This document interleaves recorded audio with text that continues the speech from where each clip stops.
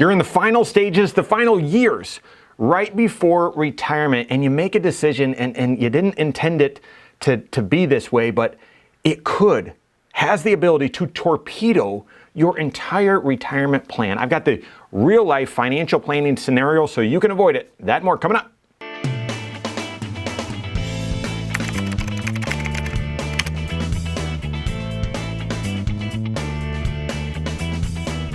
My name is Mike Bernard. I'm the host of the Wise Money Show. I'm also one of the certified financial planners right here at Korhorn Financial Group. Make sure you hit that subscribe button, turn on notifications, and smash that thumbs up button. Real life planning scenario, and guys, it's a dangerous one, and it's sort of stealthy. As we're talking about torpedo, like it's sort of stealthy. You don't really recognize it, and it might not hit. But we've seen in the thousands of people that we've helped retire, we've seen this. Enough, not that it's common, but we've seen it enough that, I want to warn you about it. I want you to be diligent. I want you to be aware and be on guard against this risk. So real life planning scenario, changing a few of the details because everything's confidential, but a family member of mine reaches out from time to time, just say, hey, I'm doing this. You think it's a good idea? And it breaks my heart.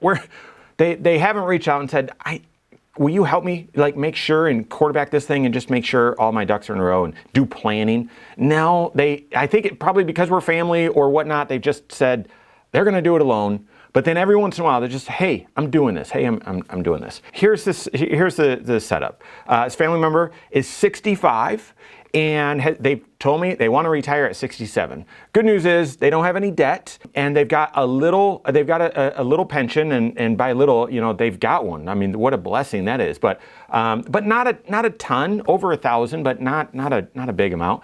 And I also know that their Social Security, they don't spend a lot of money. And so I think they've just sort of said things here or there that make it sound like, between Social Security and pension, that's probably all they really need because they're debt free and they don't spend that much. They don't have a lot saved up either. Just maybe $200,000 or so. So again, I don't know. Everything's relative, but not the millions of dollars, 1.5 that many people think that they need to have. So just a little bit. And again, they haven't said, hey, can you help kind of do an analysis and make sure that I'm on track to retire and everything is set up the way it is. They just sort of just from time to time just mention things. Okay, so that's the fact pattern. Well, they're 65, and they just sort of casually told me this past weekend, hey, I was able to turn on my pension, and so they've started their pension early. And I've done some videos on this before. This is sort of rare, but if you have an opportunity, I mean, it sounds great. Here's the thing. Here's what they kind of went on to share. They're not going to save it. They started their pension, but that pension, it's not going towards debt, so it's not going to kind of free them up from a financial burden that would otherwise burden them in retirement. No, it's not going to do that. Okay, fine. It's not going into savings to help them accumulate for retirement. So a lot of times, and we've talked about this before, I'm going to turn that source of income on and I'm going to basically increase my 401k contribution by the same amount. So shelter this and get a tax benefit and have it grow for my retirement, which in some instances can make a lot of sense. They're not doing that either. So what's the only thing that's left? They're going to essentially spend the money, and that's fine. That's fine. But here's the risk. Here's the danger. And this can show up in a few different ways. I'm going to share this in just a moment. The danger is they now get used to this higher lifestyle. And there's no judgment. Absolutely not. But their plan, I mentioned, without building out all the nuts and bolts, because they haven't asked us to do that, their plan worked because didn't have a lot saved, but their lifestyle was such that Social Security and pension covered it. Well, now their lifestyle, there's a likelihood that their lifestyle is going to be their current income plus their pension. And then when they officially retire and that current income goes away, say that current income is here, their Social Security is only going to replace about 40% of that, I'm assuming. And so now the risk is, because they've turned on this extra income source and they're not saving it, it's not going on debt, it's not going to build their financial house, it's really just going towards lifestyle and spending, that when they retire, they're going to have to take a hard right and a hard adjustment to cut their the spending level that they were used to in order to make their retirement work. And because we're not doing planning and they didn't ask my opinion or the analysis to prove this, the concern is that they're not even really aware that, and they'll actually just ride into retirement, keeping that lifestyle high up here, and it will end up meaning they spend through their assets, very, very quickly and don't have a sustainable or confident retirement. There's actually a term for this. It's called lifestyle creep. Not a creepy lifestyle. That's a topic for a whole different video, different channel. But lifestyle creep. And you might say, I don't have a pension. It's not really that big a deal. And Mike, you shouldn't be, pointing out that this person shouldn't spend that much. No, they can spend as much as they want. I get it. But there are 5 factors that are interrelated that determine whether you are on track for a confident retirement or not. And spending is one of those. In fact, I've said before that of all the variables, most people think the most important one is how much you have saved up.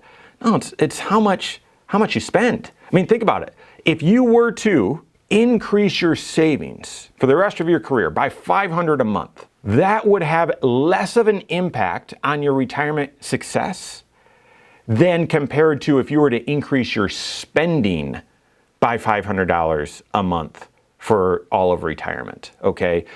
How much you spend or changes or reduce your spending by $500, that has a bigger impact because it's for all of retirement, which tends to be a few decades, versus I'm gonna increase my savings for the rest of my career, so another 8 years or another 12 years, whatever. Retirement's expected to last a few decades, and when you add inflation on top of that and so on, it has a really magnifying impact. So this lifestyle creep, or being aware of, well, how much are we spending? How much do I anticipate spending in retirement? And ensure that that's accurate. That is vital to ensuring that you have a confident retirement game plan. Other ways that this can show up, if you don't have a pension, you say, no, that example doesn't apply to me. Paying off the mortgage a few years before retirement, you can finally let the steam out and, yes, that $1,200 or $1,500 that was going to the mortgage, now we've got room in our budget and we're going to enjoy this and so on. We'll just make sure that your retirement plan is based on you spending that higher amount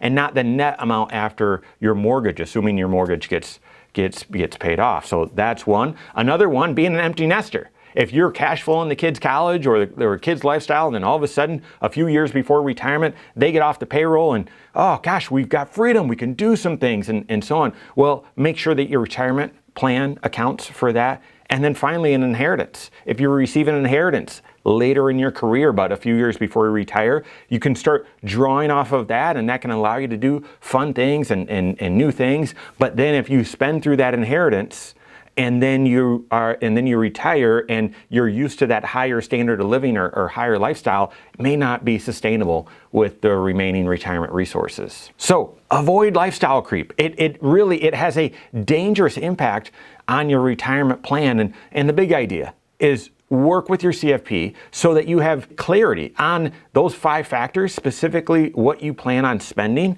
in retirement, and ensure that that's accurate so that your plan is accurate and that confidence level and what approach you need to take, that's accurate and helpful as well. Be sensitive and aware to changes even late in the game and how that can influence that retirement projection, retirement confidence. So work with their certified financial planner on that. If you don't have a CFP on your team, you can contact one on my team. Find us online, Korhorn.com. That's Korhorn with a K. WiseMoneyShow.com. You can find us there as well.